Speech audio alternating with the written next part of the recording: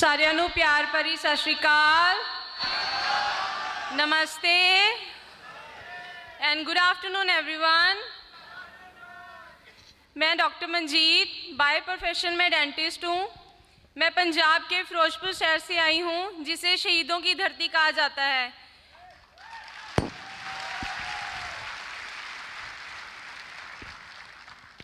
Basically Firozpur है जो India और पाकिस्तान के बॉर्डर में है, तो लोगों का मानना है कि यहीं पे आके इंडिया ख़त्म हो जाता है, लेकिन हमारी सोच ये है कि यहीं से इंडिया की शुरुआत होती है।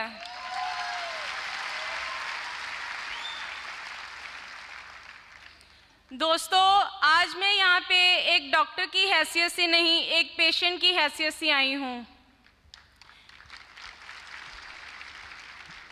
मैं आपके साथ अपनी एक पर्सनल प्रोडक्ट टेस्टिमनी शेयर करने जा रही हूँ कि किस तरह इस एफएल के प्रोडक्ट्स ने मेरे ऊपर एक चमत्कारी जादू किया और मुझे जीने का एक दूसरा मौका मिला। I am 33 years old. Teen age में ही मुझे रोमैटिक फीवर की नाम की बीमारी ने घेर लिया। अगर यहाँ पे कोई मेडिकल प्रोफेशन से है तो उन्हें अच्छे से पता होगा कि ये कितनी डेंजरस बीमारी है। ये बेसिकली आपके जॉइंट्स को इफ़ेक्ट करती है, बट बाद में जाके ये आपके जो हार्ट का वॉल होता है उसे डैमेज कर देती है। पेरेंट्स को इतनी नॉलेज नहीं थी, फादर साहब अपने प्रोफेशन में बिजी थे, पुलिस की जॉब थी उनकी, तो फैमिली की तरफ उनका ध्यान नहीं था। प्रोडक्ट्स यूज़ किए मैंने। डॉक्टर्स ने कहा कि आपकी बेटी को एवरी 21 डेज़ बाद पेनिसिलिन का इंजेक्शन लगेगा, बट इतनी किसी को नॉलेज नहीं थी तो ट्रीटमेंट कंटिन्यू नहीं हुआ। इसके चलते चलते मेडिकल किया, स्टडी बहुत हार्ड थी, बैड सर्वाइकल हो गया। उसके चलते चलते वो दोनों प्रॉब्लम्स तो चल ही रही थी। 2000 में मेरे लेफ़्ट साइड एक्जिला में एक लिम्फ नोड्स इनलार्जमेंट हो गई, उसके साथ नेक में भी एग्रेवेशन हो गई, लेफ़्ट साइड ब्रेस्ट में पेन रहने लगा। बहुत ट्रीटमेंट लिया, डॉक्टर्स के पास जाते वो इंसीजन दे के ड्रेन कर देते, एंटीबायोटिक्स पे डाल देते, कहते कि ठीक हो जाएगा। रीअक्रेंस आ रही थी हर 3-6 महीने बाद।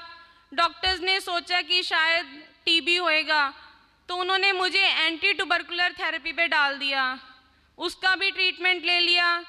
आधे से ज़्यादा ट्रीटमेंट कंप्लीट होने पे पता चला कि टीबी तो मुझे था ही नहीं, बट दैट टाइम मैं क्विट नहीं कर सकती थी।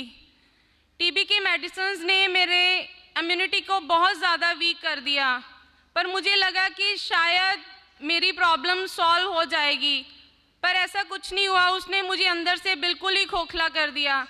3 मंथ्स बाद फिर से मेरे एक्जिला में एक साइनस ही बन गया, जिससे कॉन्टीन्यूसली पस ड्रेन होता रहता था।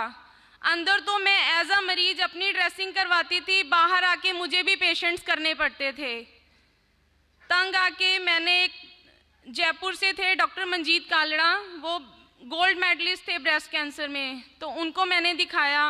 उन्होंने MRI की, मैमोग्राफी, FNAC की, अल्ट्रासाउंड किया, तो उन्होंने बताया कि आपकी लेफ़्ट साइड में 6 to 7 मिलेट साइज सिस्ट हैं, मीन्स मटर के दाने जितने सिस्ट हैं।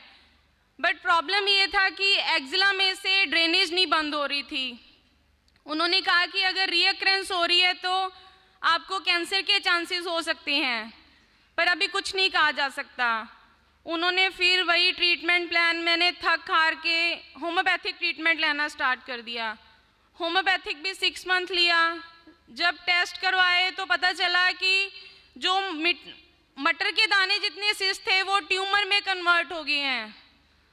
तो दैट टाइम मैं इतनी ज़्यादा डिप्रेस हुई, मुझे लगा कि शायद मुझे अपनी ज़िंदगी ख़त्म कर लेनी चाहिए, तो मैंने सुसाइड करने की कोशिश की।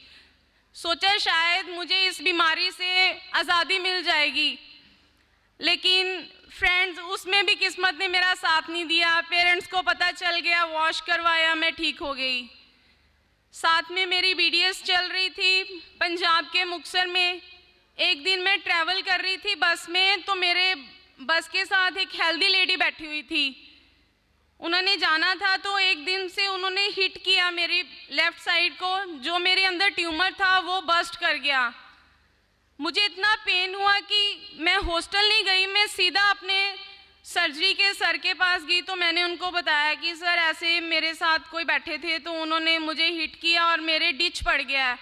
तो सर ने बोला कि बेटा जो ट्यूमर था वो बर्स्ट कर गया, आपको इमीडिएट सर्जरी करवाना पड़ेगा, नहीं तो इन्फेक्शन पूरी बॉडी में जा सकता है।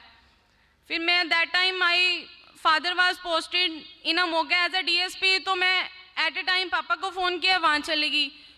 डॉक्टर ने एडमिट किया, रात को उन्होंने खाली पेट रख के सुबह जब ऑपरेट किया तो उन्होंने देखा कि इन्फेक्शन बहुत ज़्यादा है, कि हमें इसको पार्ट को खोल के रखना पड़ेगा।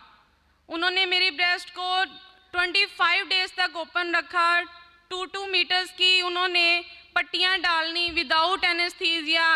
आप सब मुझे सोच के बताना कि कैसा लगता है, रोंगटे खड़े हो जाती है जब मेरे पास कोई पेशेंट आता है ना कि हमारे को ब्रेस्ट की प्रॉब्लम है, कैंसर की, तो हम उसकी एक्सट्रैक्शन तक नहीं करते क्योंकि हमें पता है कि कॉम्प्लिकेशंस बहुत आती हैं। फिर पेरेंट्स को टेंशन थी कि ऐसी प्रॉब्लम चल रही है, कल को लड़की है, शादी होएगी कि नहीं। At the end after 25 days मेरे उन्होंने सूचर लगा दिए, मुझे लगा कि शायद मुझे रिलीफ मिल जाएगा। उन्होंने बोला है कि आपको 6 मंथ बाद दोबारा चेकअप करवाना। दोबारा चेकअप करवाया तो जो 7 थी वो 6 रह गई थी।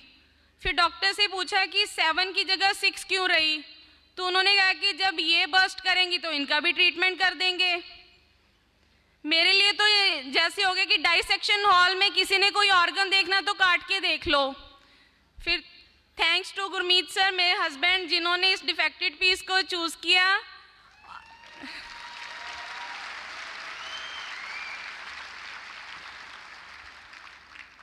और मेरी मैरिज हुई। मैरिज के बाद एक रविंदर खालसा जी एक फरिश्ता बन के हमारी ज़िंदगी में आए और उन्होंने मेरे हस्बैंड को फॉरएवर के प्रोडक्ट्स के बारे में इंट्रोड्यूस करवाया। सबसे पहले तो मैंने लेने को मना ही कर दिया कि मुझे अब कोई ट्रीटमेंट लेना ही नहीं है। तो उन्होंने नेट पे सर्च किया, फिर उन्होंने देखा कि ये दुनिया के सबसे बेहतरीन प्रोडक्ट्स हैं, इसमें बहुत से लोगों को अच्छे रिजल्ट्स मिले हैं। तो मैंने अपने लिए nectar, Pomesteen, Arctic Sea, garlic thyme and bee propolis start किया। मैंने complete 3 months full fledge products use किए। आप सब लोग बिलीव नहीं करोगे, मेरे डॉक्टर्स हैरान रह गए जब उन्होंने दोबारा अल्ट्रासाउंड करवाया कि जो 6 to 7 सिस्ट थे ना वो 2 to 3 रह गए, उनका साइज भी कम हो गया है।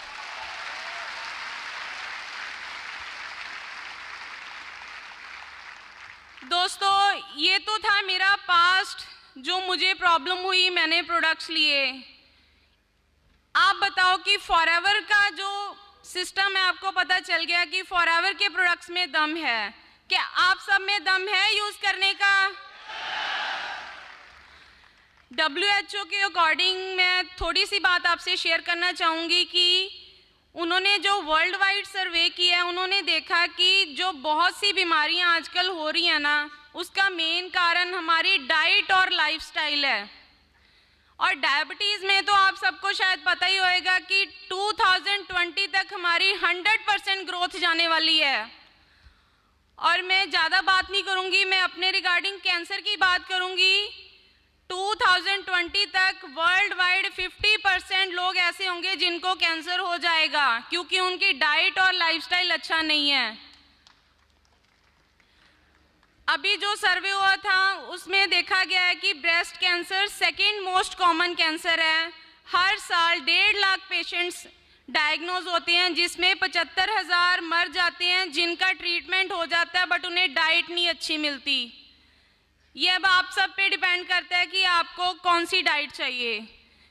दोस्तों, मुझे किसी को पता चलता है ना कि मुझे ऐसे ब्रेस्ट का सीए था तो वो कहते हैं कि आप तो लकी हो ना, आप बच गए। मैंने कहा जी मैं लकी नहीं हूँ, I am blessed with FLP।